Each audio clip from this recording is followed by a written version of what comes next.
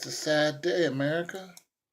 NBC News confirming that actress Carrie Fisher has died.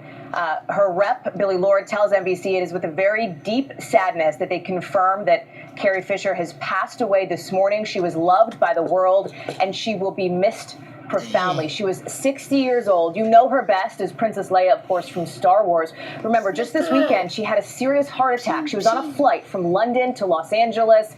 She had been in the hospital ever since. Just yesterday or earlier this week, Debbie Reynolds, her mother, said that she was in stable condition. Obviously, that changed. Actress Carrie Fisher dead at the age of 60 today. I want to bring in now MSNBC senior editor Cal Perry. Cal, this news is breaking literally just within the last 2 or 3 minutes here. I know there's probably not much reaction on social media, but what are you seeing? I know the tributes have poured in for her sort of well wishes prior to this news, right? Yeah, in the past week, we've seen trending on Twitter at times the force is strong with Carrie, people sending their well wishes to Carrie, certainly an American icon passing away this afternoon in that hospital in Los Angeles. You're seeing some recent video of her there from earlier this year. Listen, as you mentioned, I mean, known really for Star Wars, but so much that she's done both on Broadway and in film. She was an author, she was a songwriter. We're talking about somebody that throughout the 70s and the 80s was really at the forefront of some of the most iconic films and images that America has to offer. In 2016, she wrote a book actually called The Princess Diarist, and she spoke about some of her personal problems, her battle with cocaine, for example, her bipolar disorder, which she was diagnosed with. Okay, that's just a small excerpt of what you will see on the World Star Hip Hop video. And Princess Leia, man, Star Wars. Matter of fact, I'm about to go see another excerpt of Star Wars today. And I saw this movie already 3 times, but I want to see it again. And that is Rogue One. I just really enjoy it. And Carrie Fisher is in it. They have a young Carrie Fisher, CGI'd, in it at the end. Spoiler alert. But, Princess Leia was even George Lucas said he didn't want to cast her when he first saw her. He told her to slim down. But the thing about Carrie Fisher, she has always been an outspoken woman, and that showed up on film. I didn't think George Lucas was ready for Carrie to pretty much take over the whole, film because her character was not passive at all. It was probably written that way, but Carrie was like, nah, we're not doing that. We're going to do it like this. And once people gravitated towards Carrie Fisher or Princess Leia, then it was just, she could never get away from Princess Leia. You know what I'm saying? Frodo will always be Frodo. You know what I'm saying? It's just, Han Solo will always be Han Solo. It's just some things you just can't get. You just can't get by. You know what I'm saying?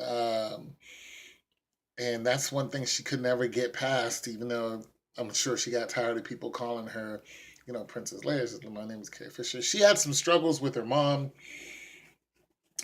She was very honest about her drugs, and she was like, "I do like over-the-counter drugs." She said because they fall under the guise of, if you keep taking it, it'll make you feel better. So she was more into feeling euphoric, even though over-the-counter drugs can still, cause you a heart attack and death. And she said, but I was really into being euphoric.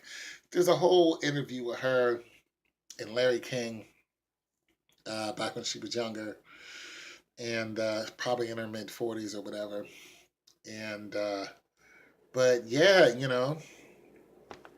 Star Wars is a the way they've done Star Wars.